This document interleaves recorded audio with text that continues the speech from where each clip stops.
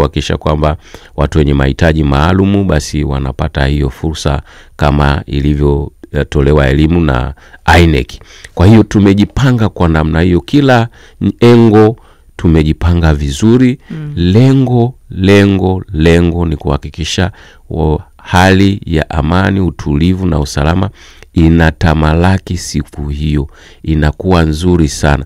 Na ndio maana umeona makamanda karibu wote wa mikoa wamepita kwa wananchi, wamepita kwenye vyombo vya habari kutoa elimu juu ya kulinda, kuimarisha amani na utulivu na usalama.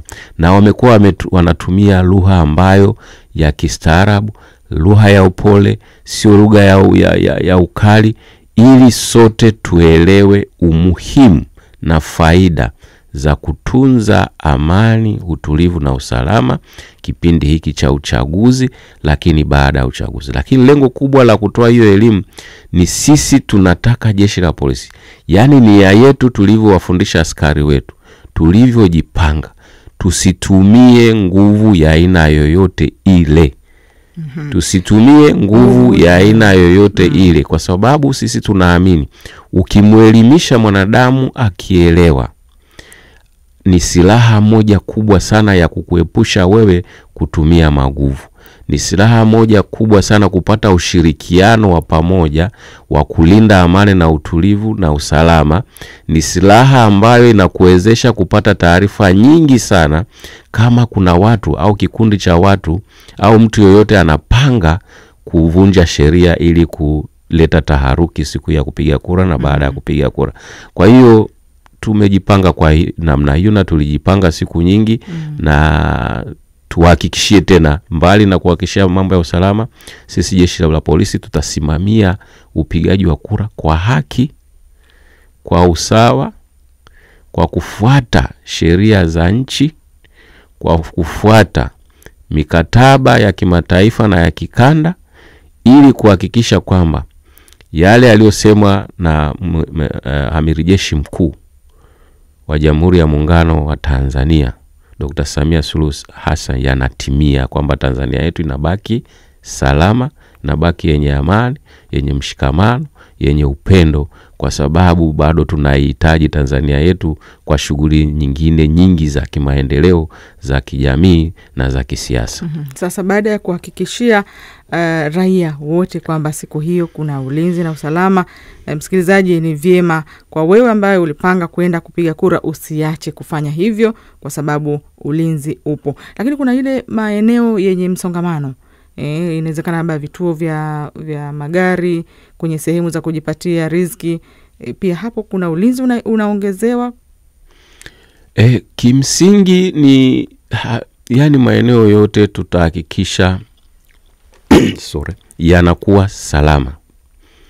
Iwe kwamba mtu amepiga kura yake, amemaliza, anataka kwenda sokoni kujitafutia mahitaji, anataka kwenda shopping, anataka kwenda sehemu yoyote ile, tutahakikisha kwamba maeneo yote hayo yako salama. Kuna mtu mwingine siku hiyo ameshapanga kwamba, kwa mfano wale wa Dar es Salaam ambao walio kwenye maeneo ya fukwe za bahari au maziwa makuu yale, ameshapanga, mimi nikimaliza kupiga kura yangu naenda bichi kustarehe na familia yangu, jioni rudi nisikilize matokeo ya upigaji kura.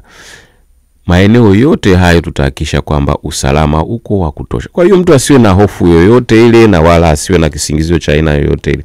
Na hata ukisikia mtu anakupa maneno ya vitisho, mwambie kwamba nimesikia Amiri Jeshi Mkuu akituhakikishia usalama.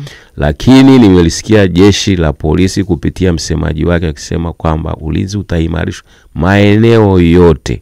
Lengo ni kuhakikisha Watanzania waliojiandikisha wanapiga kura kwa amani, utulivu na usalama. Lakini hata wale ambao hawakujiandikisha waweze kuendelea na majukumu yao kwa mujibu wa sheria, kwa kutii sheria bila kuvunja sheria, na ndicho tunachotarajia kwa Watanzania. Nimesema pale awali kwamba kampeni, mchakato wa uchaguzi umeendelea mpaka tumefikia leo kwa ustaarabu mkubwa sana wa Watanzania. tuendeleze huo ustaarabu. Tuendeleze kulinda amani ya nchi yetu kwa sababu hakuna kilicho kikubwa duniani kama kuwa na amani. Hayo changamoto nyingine zote hizo zinatatuliwa kwa mujibu wa sheria zilizopo, kwa mujibu wa maridhiano, mazungumzo, na baadaye kujenga upya, kwa sababu tunahitaji hii nchi yetu tuweze kuendelea kuishi hadi hapo Mungu atakavyoamua vinginevyo. Na kuna utaratibu wote au mfumo wote wa mawasiliano wa dharura ambao jeshi la polisi limeweka, wananchi wanaweza kutumia kutoa taarifa zozote ambazo wanaziona kama zina viashiria vya uvunjifu wa amani? Kuna mfumo wote ule? Asante sana dada Muamini, ni kwa swali zuri. Upo utaratibu. Kwanza tuliwaambia makamanda wote kwenye mikutano hiyo watoe namba zao za simu ili kuhakikisha kwamba kama kuna taarifa aina yoyote wanaweza kupiga simu kupewa hizo taarifa, na hizo namba zimesambazwa siku nyingi, na tunashukuru Mungu kwamba wananchi wengi wanazifahamu, wanaendelea kuzitumia.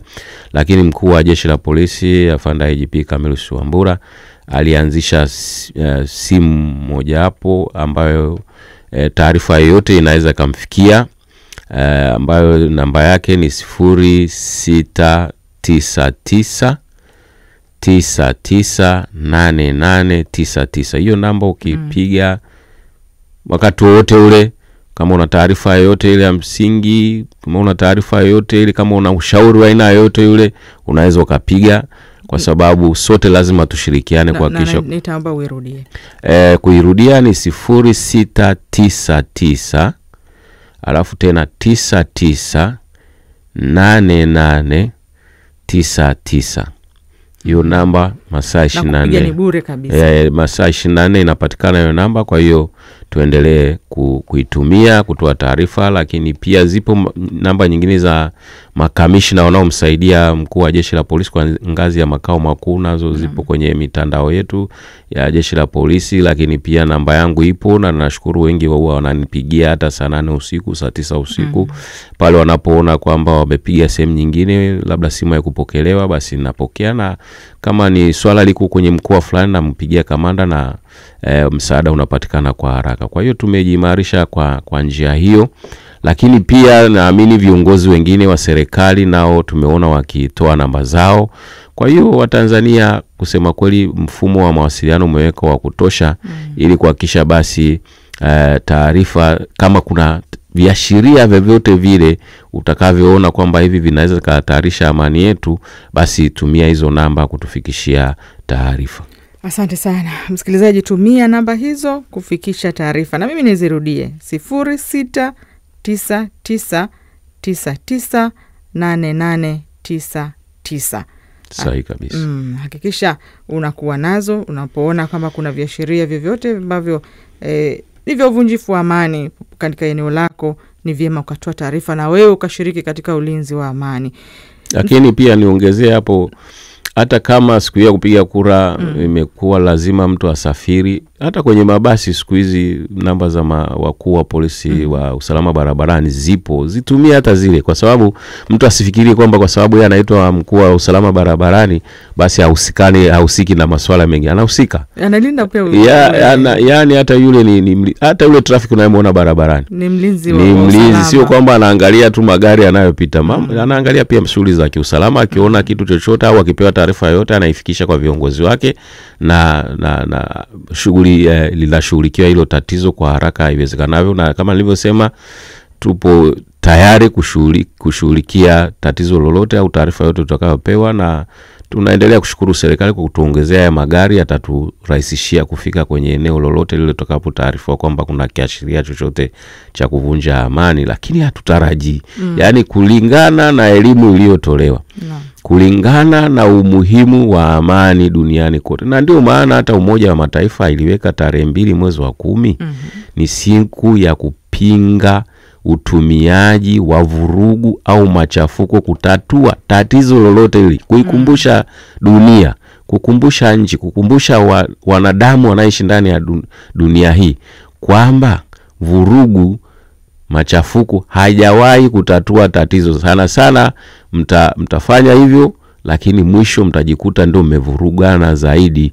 Watoto wa mitaani wanasema mtakuta mmevurugwa zaidi, kwa sababu hakuna sehemu yoyote hasa si wanatumia mitandao wa Google waangalie kama kuna mahali ambapo vurugu au machafuko yaishai kutatua changamoto zozote zile zinazotokea usipopata misingi. Na ndio maana Umoja wa Mataifa ikaona ni vizuri tarehe 2 mwezi wa 10 kila mwaka wao wanakumbusha, tunakumbushana kwamba matatizo ya aina yoyote yale yanatatuliwa kwa njia ya mazungumzo, kwa njia ya sheria zilizopo, na kama hata sheria hazifai au mapungufu basi zinarekebishwa. Kama tumesikia wagombea wakisema watarekebisha sheria, wataboresha katiba na kadhalika.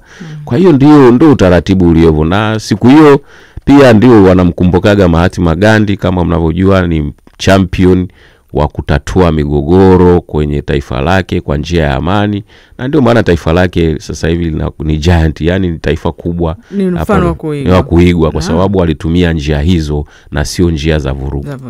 Asante sana. Msikilizaji, nikukumbushe tu kwamba hiki ni kipindi maalum, tunazungumzia ulinzi na usalama wa raia na mali zao kabla, wakati na baada ya uchaguzi. Na nipo na msemaji wa Jeshi la Polisi Tanzania, DCP David Misime, na haya yote unayosikiliza ni hapa kutokea hapa TBC Taifa. Na tunaendelea na kipindi hiki, lakini kuna mengi ya kufahamu kwa sababu tunajua Jeshi la Polisi linaangalia maeneo yote ya mijini na vijijini. Pengine kuna swala gani au changamoto gani ambayo mnakutana nayo hasa ukilinganisha katika ulinzi na usalama maeneo ya mijini na vijijini, na pia nguvu kubwa hasa mnaelekeza maeneo gani? Changamoto ambayo tunakumbana nayo ni kwamba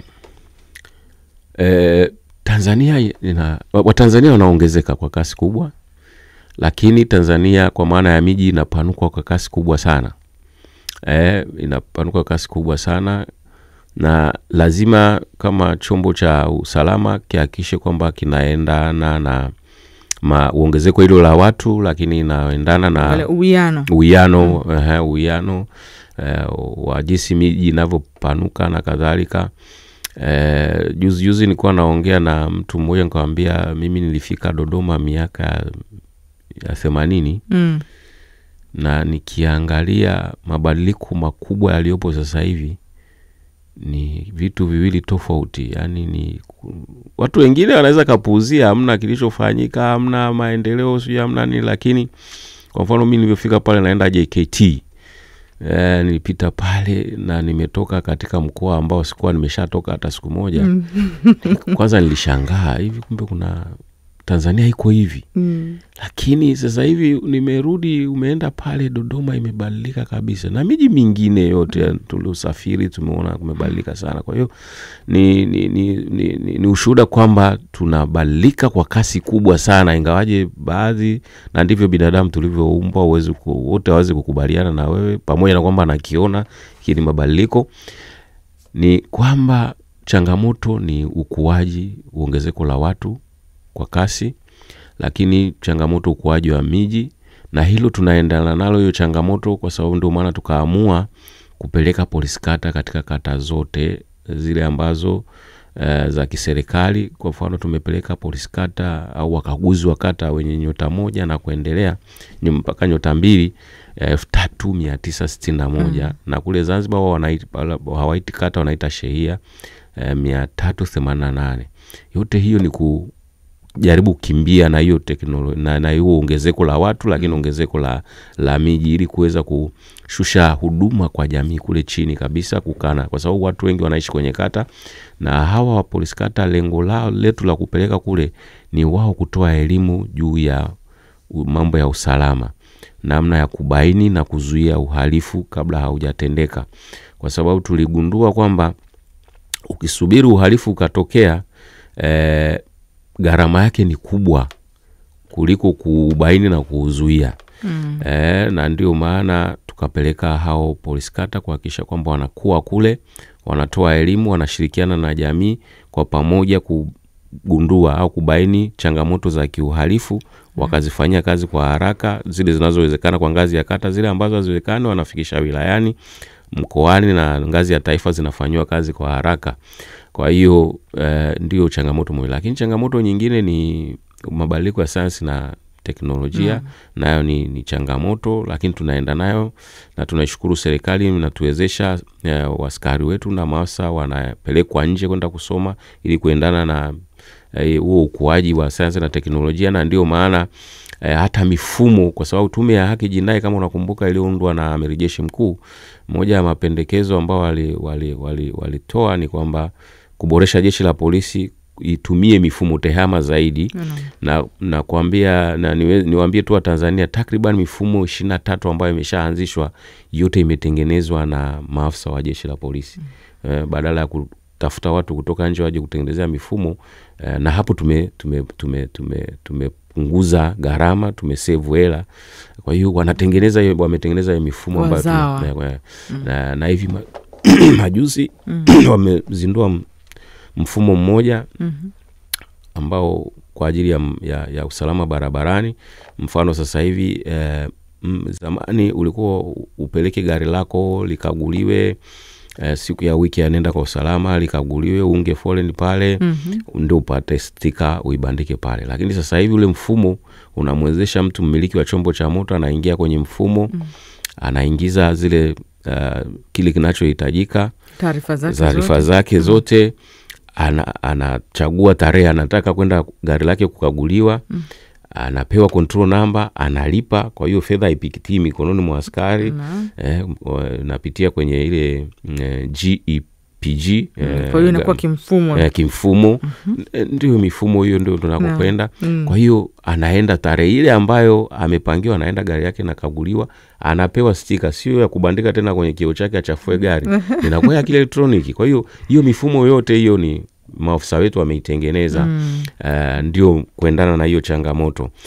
Lakini changamoto nyingine ni tunakuta kwamba kuna uelewa, baadhi wanaelewa umuhimu wa kushirikiana na jeshi la polisi katika kubaini na kuzuia uhalifu. Na hii wakati mwingine limechangiwa vikubwa, baadhi ya watu wanajitokeza kuambia kwamba hii kazi ya ulinzi na usalama bana ni ya jeshi la polisi, sio wewe usihangaiki. Lakini kimsingi sio kweli, kwa sababu uhalifu ni zao la familia. Mhalifu anazaliwa ndani ya familia, na familia ndicho kitalu cha kutengeneza watu wema na wabaya. Kama familia ikukaa vizuri, itatutengenezea watu wabaya. Itatutengenezea polisi mbaya, itatutengenezea mhasibu wa halmashauri mbaya, itatutengenezea mchungaji au shehe mbaya, itatutengenezea mtu hata mtangazaji ambaye hazingatii maadili, itatuzalisha mtu. Kwa hiyo familia ile ndio muhimu sana, ndio msingi wa kila kitu. Na wakati mwingine huwa anasemaga kwamba watu tunasema tutenge sheria kali sijui nini. No, turudi kwenye familia, tujiulize tumekosea wapi. Kwa sababu kinachotakiwa kubadilishwa ni sisi kubadilisha tabia zetu, mienendo yetu, mindset change. Tukiweza kubadilisha na kutimiza wajibu wetu, hata hizo sheria hazina. Kwa sababu nikuulize muamini, hivi kuna sheria nzuri au katiba nzuri kama Qur'ani tukufu na Biblia? Sasa kwa nini watu wanafanya kwa nini watu wanafanya dhambi ambazo sisi jeshi la polisi tunaita uhalifu? Na zimezuiliwa kabisa zipo, lakini sasa watu wanafanya hivyo. Kwa hiyo kitu cha kufanya ni sisi tubadili tabia zetu, kuanzia ngazi ya familia, watu malezi bora kuanzia ngazi ya familia. Tukifanya hivyo, na sasa unakuta kuna watu wanawapotosha watu, wanawaambia unajua mambo ya swala la usalama. Swala la usalama linaanzia ngazi ya familia, linaanzia na mtu mwenyewe. Na ukifanya hivyo tunaweza kwenda usalama. Kwa hiyo ndio baadhi ya changamoto ambazo naweza nikazi kwa uchache. Asante. Swala la usalama linaanza ngazi ya familia, na swala la usalama ni jukumu la kila Mtanzania. Sio jeshi la polisi tu. Na mara nyingine ukikutana hata na askari polisi njiani, usimuogope, kwa sababu sio adui. Mtu ambaye analinda usalama wako ni rafiki kwako. Ni sahihi kabisa. Sasa kwa upande wa utoaji wa taarifa, kwa sababu kipindi hiki tunaelekea kwenye uchaguzi, tumekaribia wakati wa uchaguzi, ile siku yenyewe na baada ya uchaguzi, kuna mpango wote wa kutoa taarifa mara kwa mara kuhusu hali ya ulinzi na usalama?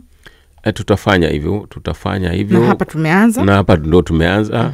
Na sio kwamba tumeanza hapa, tumeshaanza. Kama nilivyokuambia, makamanda wanapita kwenye vyombo vya habari mbalimbali, wanaenda kwenye mikutano, wanaenda kwenye mialiko mbalimbali. Tunashukuru kuna pia tumefanya vikao na klabu za waandishi wa habari. Yote haya ni namna ya kutoa taarifa jeshi lao limejiandaa namna gani kuhakikisha kwamba linalinda usalama, linalinda amani, kwa sababu ndio jukumu kubwa kwa mujibu wa sheria.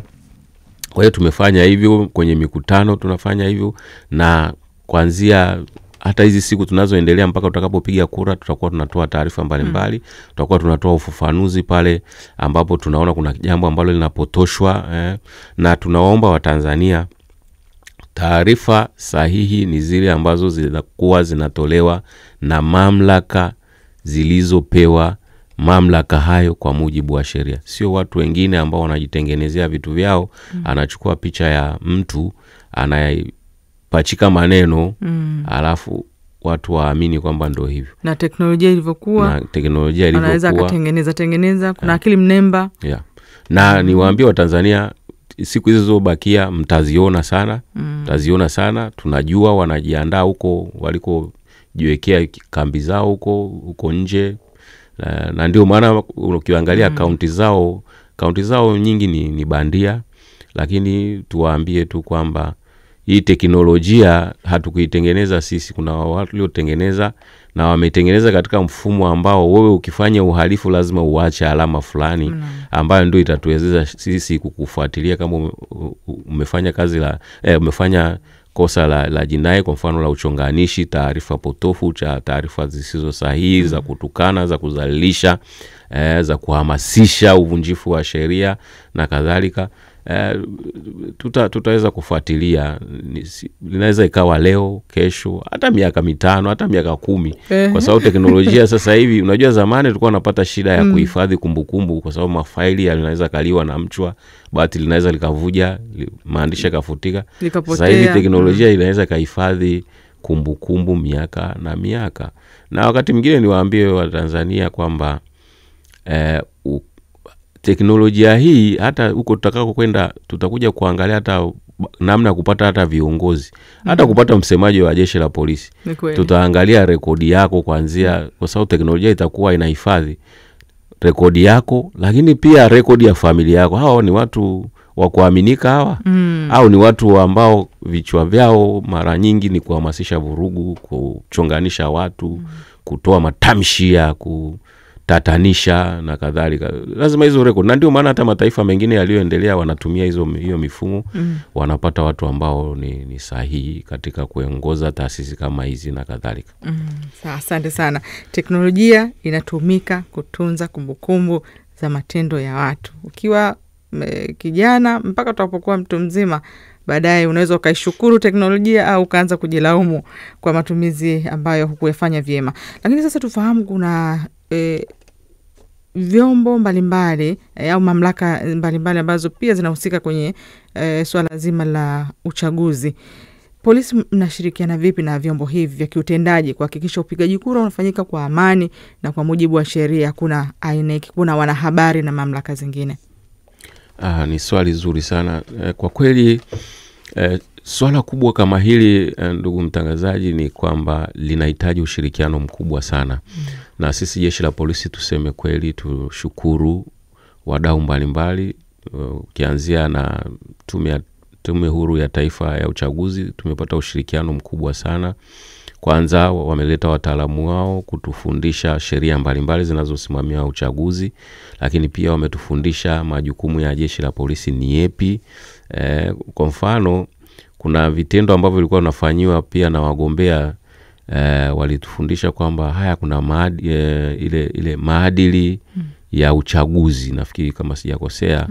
Kumbe ipo mle kwamba wakifanya hivi, mtu yule aliyeona anafikisha taarifa kwa mratibu nafikiri wa uchaguzi, au kiongozi anafikisha ile taarifa kwamba chama fulani kimefanya hivi, anaitwa, naulizwa, na anapoonekana kwamba amekiuka sheria, amekiuka zile taratibu, amekiuka yale maadili, wanampa adhabu. Na adhabu moja hapo ni wakati wanatufundisha nasema wanaweza kapewa adhabu ya kutokufanya kampeni kwa siku moja au siku mbili na kadhalika. Kwa hiyo tunawashukuru sana, lakini tunawashukuru wadau mbalimbali, vyombo vya habari. Tumefanya nao mikutano ya kitaifa, ya kikanda, kanda 5 tumefanya, mikoa, makamanda wa polisi wamefanya mikutano, tumetembelea vyombo mbalimbali kutoa elimu, lakini kufahamiana kwamba malengo yetu vyombo vya habari na jeshi la polisi ni kuhudumia raia. Nyinyi jukumu lenu ni kuhabarisha umma, kuelimisha, kukosoa, wakati mwingine kukemea, kutoa tahadhari. Na jeshi la polisi hivyo majukumu yake, na tumefundishana kwamba majukumu ya mwandishi wa habari ni yapi na majukumu ya jeshi la polisi yapi na mipaka ni wapi.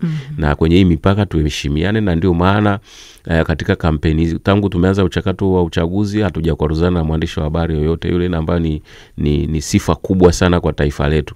Lakini pia wadau mbalimbali tumeshirikiana nao kufanya vikao, lakini kupeana elimu mbalimbali. Lakini vyombo vya ulinzi na usalama pia tumeshirikiana nao, na tutaendelea kushirikiana nao, kwa sababu lengo la kuundwa vyombo hivi vya ulinzi na usalama ni kulinda maisha ya watu na mali zao, lakini kulinda uhuru, kulinda mipaka na usalama wa nchi. Kwa hiyo tumeshirikiana nao na tutaendelea kushirikiana nao kulingana na sheria inavyotuelekeza, ili kuhakikisha kwamba Watanzania wanakuwa salama siku ya kupiga kura, lakini pia baada ya kupiga kura, kwa sababu kuna maisha baada ya uchaguzi. Kwa hiyo ushirikiano ni mkubwa sana, na niendelee kuwashukuru wananchi kwa kweli. Pale ambapo makamanda polisi kata wamekuwa wakiitisha vikao, walikuwa wanakwenda, wanasikiliza, wanauliza maswali na wanapewa majibu, na kwa kiasi kikubwa sana imetusaidia kupata taarifa nyingi za wahalifu na uhalifu, na zimesaidia kuzuia uhalifu kwa kiwango kikubwa. Matukio yale ambayo yalikuwa makubwa, kwa mfano unyang'anyi wa kutumia silaha, kwenye miamala ya fedha, kupora labda pikipiki, hayawezi kuisha, kwa sababu binadamu ana hulka ya uasi toka alivyoumbwa. Kama unakumbuka pale Eden, bustani ya Eden, tulipewa bustani nzuri sana, lakini wazazi wetu wakakiuka. Lakini walivyoulizwa, badala ya kusema nimekosa nisamee, wakasingiziana, na ndio dhambi tumebeba mpaka leo.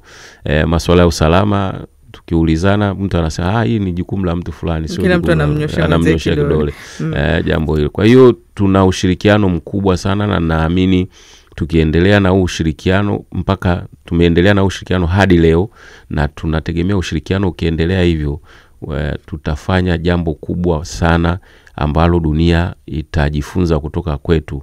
La muhimu tu wa Tanzania tuendelee kushirikiana, tuendelee kutoa taarifa pale tunapoona kuna kiashiria chochote cha uhalifu, tuendelee kutii sheria, tuendelee kuelimishana kuanzia ngazi ya sisi jeshi la polisi tunalia ngazi ya familia. Ngazi ya familia ikitimiza wajibu wake vizuri, familia zikikemeana. Na tatizo kubwa, ndugu muamini, ni kwamba sisi wazazi wenzangu siku hizi tumefikia mahali hata kumkemea mtoto kijana, mzazi hawezi, anarudi saa 8 usiku, na unaamka unaenda kumfungulia, unamwambia pole baba, pole mama, umerudi. Sasa hiyo nayo ni shida. Lazima tukemee pale panapostahili kukemea, tukemee.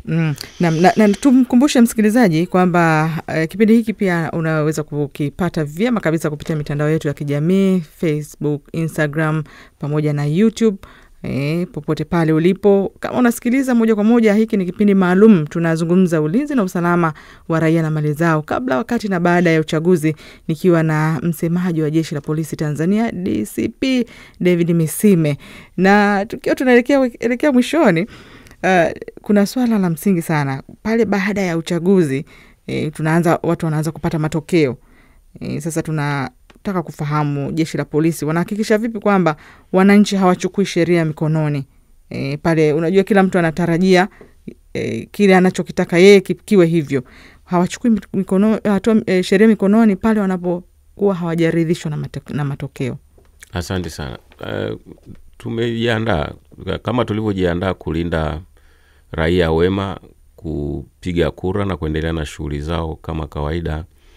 Pia tumejiandaa kama kuna mtu ambaye atajitokeza kuvunja sheria. Sheria zimeelekeza nini cha kufanya, tutafuata sheria inavyotuambia.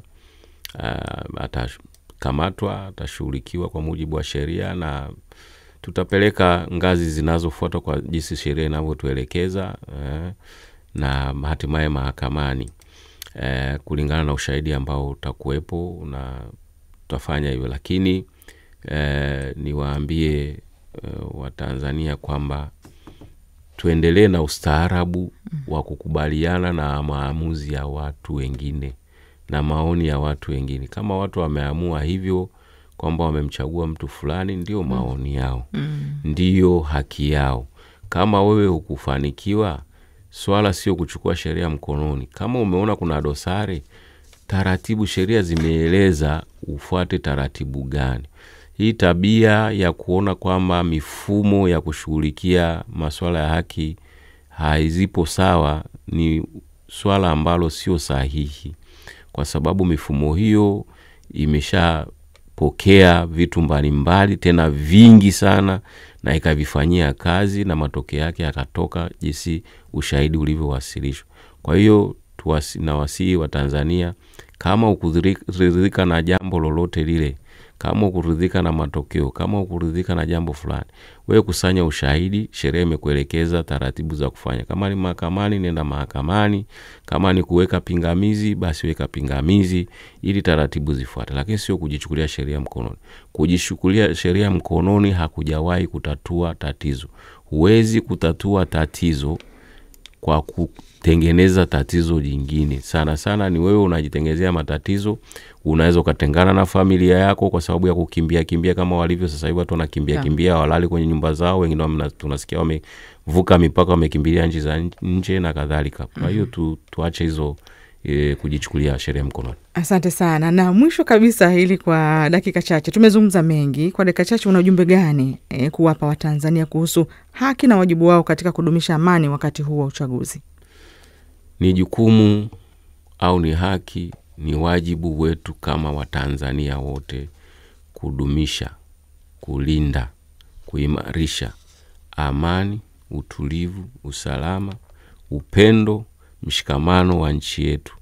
Hatuna nchi nyingine, tuna nchi moja inaitwa Jamhuri ya Muungano wa Tanzania, na wa kuilinda kwa kufuata mifumo sahihi ambayo sio ya vurugu, ambayo sio ya machafuko, ambayo sio ya kuchonganisha, ambayo sio ya kutukana, ambayo sio ya kukashifu, ambayo sio ya kudanganya watu kwamba mifumo haifanyi kazi.